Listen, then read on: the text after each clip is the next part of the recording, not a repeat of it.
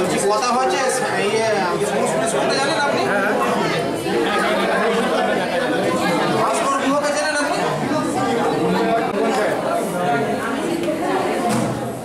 বলুন না। হ্যাঁ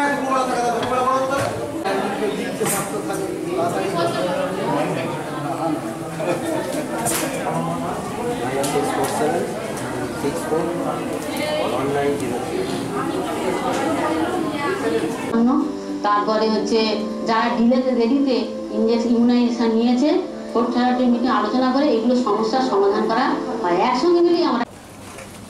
কিন্তু আইনটা জেনে যাবেন, নিয়মটা জেনে যাবেন, তার বাস্তবিক প্রয়োগটা কতটা করবেন, কতটা করলে মানুষ বিরাগভাজন হবে না। যদি আপনি করতে চান সেটা শুধু আপনি সিদ্ধান্ত নিলে হবে না, সেটা জেলায় পাঠাতে হবে, অনুমোদন জেলা থেকে দিলে তবে আপনি তার বাস্তবায়ন করতে পারবেন। কিন্তু আপনার নিজস্ব তহবিল, এটা সম্পূর্ণ আপনার ফান্ড হবে না।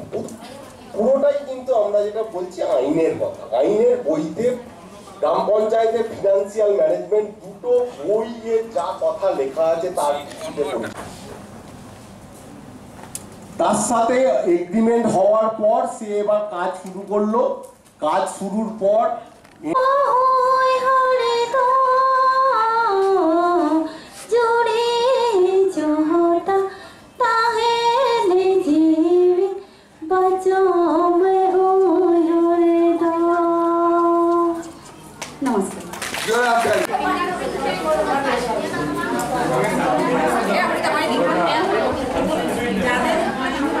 যাবে, তারপরে যেগুলো কম খরচার দরকার আছে সেগুলো ভাগ করে কাজ করতে হবে।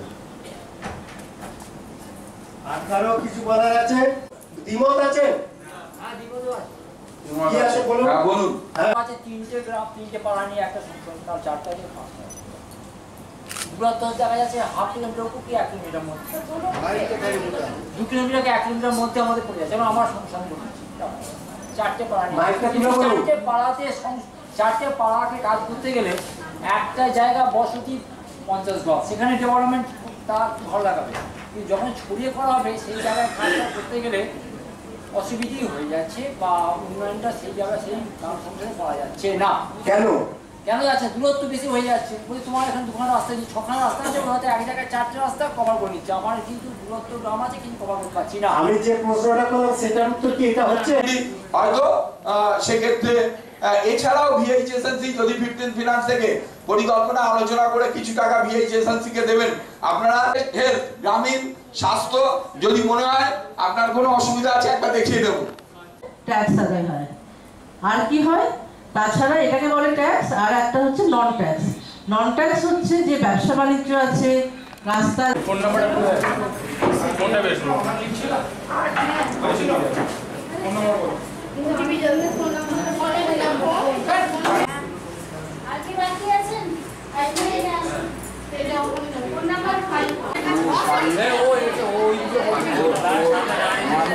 পঞ্চায়েতের গ্রাম পঞ্চায়েতের সদস্য সমাপদেবার প্রশিক্ষণ হচ্ছে একটা মানুষকে সচেতন করা বা পঞ্চায়েতের উন্নয়নের কী প্রত্যেকটাকে জানানো, বা পঞ্চায়েত কি করতে চলেছে বা পঞ্চায়েতের কি ফান্ড, সমস্ত বিষয়টা এই প্রশিক্ষণের মাধ্যম দিয়ে জানানো হয়। যাই হোক, আমার 2 দিন প্রশিক্ষণের মধ্যে থেকে খুব ভালো লেগেছে যে এই সচেতনতা। আর শুধু যেটা আর একটা জিনিস হচ্ছে, যেটা শুধু বক্তৃতা দিয়ে শুনে গেলাম এটাও ঠিক না, কিছুটা মানুষের কাজকর্মের দিক থেকে নিজেকেও সচেতন হতে হবে। এটাই হচ্ছে প্রশিক্ষণের মূল বক্তব্য। তা যাই হোক, আমি এই বক্তব্য খুব দীর্ঘায়িত করব না, আমি সকলকে অভিনন্দন জানিয়ে আমার বক্তব্য শেষ করছি। ধন্যবাদ সাহেবকে। খুব